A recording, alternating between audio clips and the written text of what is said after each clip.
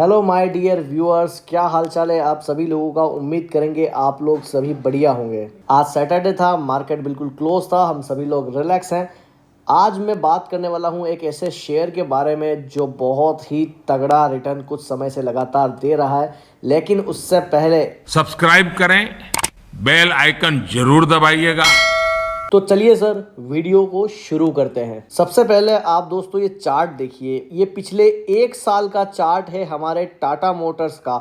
लगातार बहुत शानदार रिटर्न दिया है कंपनी ने और एक साल के अंदर स्टॉक जो है वो लगभग डबल हो चुका है। जी हाँ दोस्तों, लगभग डबल हो चुका है। एक साल पहले 450 से 450 रुपए के आसपास की कीमत इस शेयर की हुआ करती थी और फिलहाल आज इसने 800 रुपए का ऐतिहासिक स्तर जो है वो आज इस पर्टिकुलर स्क्रिप्ट ने टच कर लिया है। हाँ, क्लोजिंग इसने 800 रुपए के नीचे ली है, लेकिन आज फाइनली ये 800 रुपए अपना क्रॉस कर चुका है। अगर 2023 के अंदर कंपनी का हम लोग सेल्स और रेवेन्यू देखें तो 3.5 लाख करोड़ के आसपास का आप कह सकते हो कि सेल्स कंपनी ने रिपोर्ट किया है और आने वाले समय के अंदर मतलब कि FY 23-24 के अंदर कंपनी का प्रोजेक्शन है लगभग 4 लाख करोड़ के आसपास का रेवेन्यू बुक करना। ऑपरेटिंग प्रॉफिट जो है वो लगातार कंपनी ऑपरेटिंग प्रॉफिट जो है वो अपना इम्प्रूव कर रही है और आने वाले समय में और ज़्यादा इम्प्रूव होने की पूरी गुंजाइश है। अगर आप कंपनी के प्रॉफिट्स देखेंगे तो प्रॉफिट्स के अंदर भी कंपनी कामकाज कर रही है अच्छे से और आप कह सकते हो कि कंपनी के जो प्रोडक्ट है उसकी मार्केट के अंदर लगातार डिमांड जो है वो और ज़्यादा इम्प्रूव हो रही है।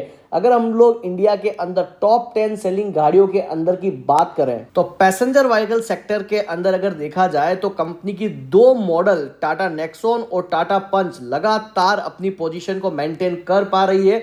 उसके ऊपर अगर देखा जाए तो मारुति सुजुकी, जो कि आप कह सकते हो कि मिडिल क्लास को फोकस करता है, तो उस वजह से भी आप कह सकते हो कि वो गाड़ियां ज़्यादा बेचता है। लेकिन उसके बावजूद भी टाटा नेक्सॉन और पंच लगातार आप कह सकते हो कि टॉप 10 सेलिंग गाड़ियों के अंदर इनका आना भी कोई कम बात नहीं है। और उसके अलावा ईवी सेगमेंट की बढ़ती डिमांड को लेकर के भी हम लोग काफी ज्यादा पॉजिटिव है टाटा मोटर्स पर। कंपनी की स्ट्रेंथ जो है वो हमें कंपनी के शेयर होल्डिंग पैटर्न के अंदर भी देखने को मिलती है। प्रमोटर की अगर हिस्सेदारी देखा जाए तो लगभग 46% के आसपास की हिस्सेदारी प्रमोटर्स की है और वहीं एफआईआईज की अगर देखा जाए तो 18% के आसपास की हिस्सेदारी एफआईआई होल्ड करते हैं और डीआईआई जो है वो 17% के आसपास की होल्डिंग होल्ड करते हैं। और वहीं पर अगर गवर्नमेंट की हिस्सेदारी देखी जाए तो 0.14% गवर्नमेंट भी इस कंपनी के अंदर अपनी हिस्सेदारी होल्ड करती है और ओवरऑल पब्लिक देखा जाए तो 17.5% के आसपास की होल्डिंग जो है वो पब्लिक के पास है। अब आप एक खास बात देखिए दोस्तों, जून 2021 से लगा करके सितंबर 2023 तक आते आते आप एफआईआईज की होल्डिंग और डीआईआईज की होल्डिंग के अंदर अगर आप डिफरेंस देखेंगे तो जहां 14% की होल्डिंग रखते थे एफआईआईज 2021 के अंदर, वो 2023 तक आते आते 18% हो जाती है और वहीं डीआईआईज की जो होल्डिंग है वो 11% से बढ़ करके 17.5% हो जाती है और पब्लिक की जो शेयर होल्डिंग है वो 27% से घट करके 17%, मतलब कि 10% डाउन हो जाती है। और वहीं पर आप देखेंगे कि एफआईआईज और डीआईआईज लगातार अपनी होल्डिंग जो है वो इस कंपनी के अंदर बढ़ा रहे हैं और प्रमोटर अपनी हिस्सेदारी किसी भी तरीके से कम नहीं कर रहे हैं।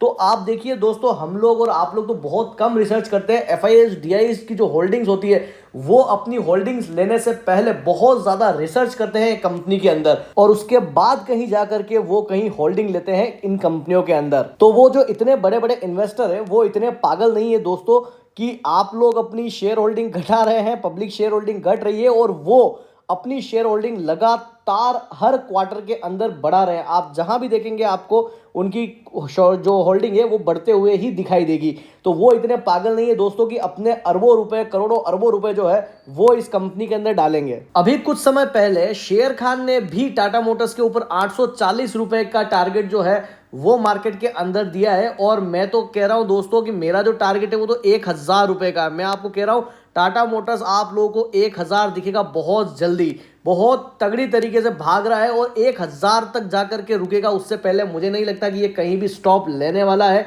आप लोगों को लग रहा होगा कि यार यहाँ से भी 250 रुपए है, तब भी मैं आपको कह रहा हूं कि 1000 आप लिख करके रख लीजिए दोस्तों। 1000 तक का लेवल आपको आराम से इस कंपनी के अंदर देखने को मिल जाएगा क्योंकि लगातार कंपनी के जो प्रोडक्ट है वो मार्केट के अंदर धमाल मचा रहे हैं। अगर अभी लास्ट आप खबर भी देखेंगे तो आपको देखने को मिलेगा कि 1350 आप कह सकते हो डीजल बसेस के चेसिस का ऑर्डर भी यूपी गवर्नमेंट की तरफ से टाटा मोटर्स को मिलते हुए दिखाई दे रहा है। उसके अलावा कंपनी का जो ईवी सेगमेंट है वो बहुत शानदार करते हुए दिखाई दे रहा है। कंपनी का जो सीएनजी वेरिएंट है वो बहुत ही शानदार करते हुए दिखाई दे रहा है। तो ओवरऑल कंपनी जो है वो बहुत शानदार तरीके से परफॉर्म कर रही है।